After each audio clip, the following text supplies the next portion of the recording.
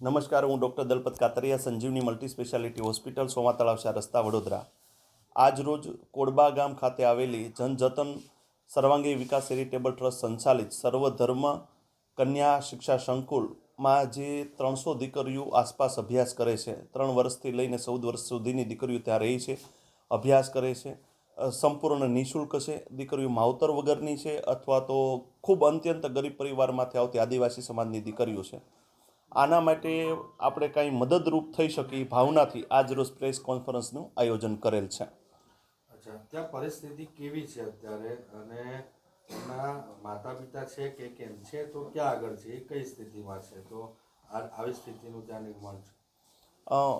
અમુક દીકરીઓ 25થી 30% દીકરીઓ એવી છે કે જેના મમ્મી પપ્પા નથી, અને અમુકના મમ્મી પપ્પા છે તો એ અહીંથી સૌરાષ્ટ્ર અથવા તો બીજી જગ્યાએ સ્થાનાંતરિત કરીને પોતાની રોજીરોટી કમાવા માટે ગયેલા છે, અથવા તો અત્યંત ગરીબ પરિવારમાંથી આવે છે.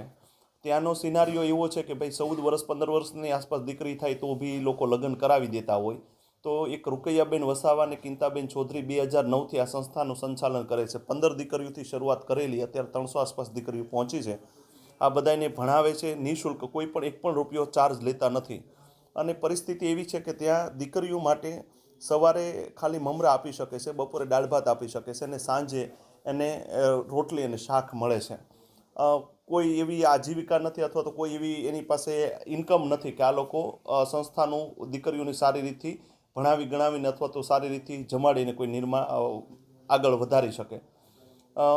સુરતના એક દાતા ગોટી પરિવાર, જે કર્મયોગી ગ્રુપ આખું છે, એ લોકોએ ત્યાં 300 દીકરીઓ રહી શકે એની માટેની વ્યવસ્થા કરી દીધેલી છે. ધોરણ 1 થી 8ની ત્યાં સ્કૂલ છે તો એની માટેના ઓરડા બનાવી દીધેલા છે અને એક પ્રાર્થના હોલ બનાવી દીધેલો છે. આ બધું ઠીક, પણ દીકરીઓ જ્યાં રહી છે ત્યાં આસપાસ કોઈ દિવાલ ફરતી નથી.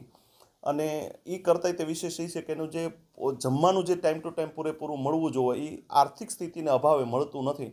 તો આપણે સૌ 14મી જાન્યુઆરી એટલે કે મકર સંક્રાંતિ દિન નિમિત્તે દાન પુણ્ય કરતા હોઈએ છીએ.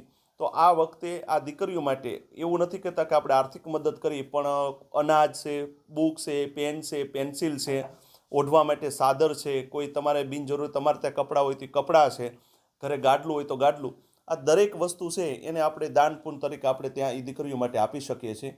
આના માટે અમે સંજીવની મલ્ટી સ્પેશિયાલિટી હોસ્પિટલ વતી ખાતે આખું આયોજન કરશું કે ભાઈ તમે આજથી લઈને તારીખ 11થી લઈને તારીખ 14 સુધીમાં જે કોઈ લોકોને ઈચ્છા હોય કે કંઈ દેવાની કંઈ ભાવના હોય તે લોકો અહીં સંજીવની મલ્ટી સ્પેશિયાલિટી હોસ્પિટલ, સોમા તળાવ 4 રસ્તા ખાતે આપી જાય. અમે દરેક વસ્તુ ત્યાં વિદ્યાર્થીને આ દીકરીઓ માટે અમે પહોંચાડી દઈશું.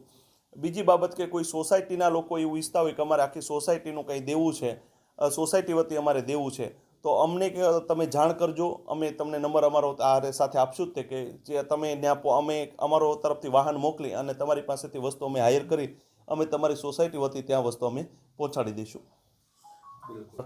એની ટ્રસ્ટની આખી વિગત જ છે, બેંકનો ખાતા નંબર જ છે. QR કોડ કોઈ લોકો દુરુપયોગ કરે એટલે આપણે QR કોડ જનરેટ નથી કરાવ્યો, પણ બેંક અને IFSC કોડ સાથે જ સંપૂર્ણ ડિટેલ ટૂંકમાં આપણે આપી દઈશું.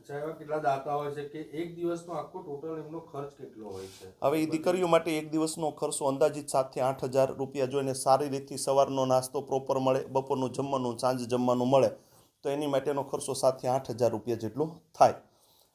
બીજી બાબત કે કોઈનો પોતાનો જન્મદિવસ છે, મેરેજ એનિવર્સરી છે, અથવા તો માતા પિતાની પુણ્યતિથિની ઉજવણી કરતા હોય છે તો એ આ દીકરીઓ સાથે કરવામાં આવે તો એક દિવસનું એને જમવાનું મળી જશે અને તમને સારા આશીર્વાદ મળશે. આ સંસ્થા છેલ્લા 15 દિવસ પહેલાં અમારે ત્યાં એક અમેરિકાના સ્ટુડન્ટો અહીં પ્રી મેડિકલ કેમ્પ માટે આવેલા છે. તો શંકર દાદા અને અરવિંદભાઈ બ્રહ્મ ભટ્ટે મને ત્યાં જવા માટેનું કીધેલું અને એમાંથી સંસ્થા મારા પરિચયમાં આવી. ત્યારથી અમે છેલ્લા 10-12 દિવસ આ સંસ્થા માટે કામ કરીએ છીએ. અંદાજિત 2 થી 2.5 લાખ રૂપિયા જેટલું ડોનેશન આવ્યું છે. અમારા સંસ્થા વતી સંજીવની મલ્ટી સ્પેશિયાલિટી હોસ્પિટલ વતી અમે દરેક બાળકને સ્કૂલ બેગ, કંપાસ અને સ્માર્ટ બોર્ડ પણ અમે આપ્યું છે.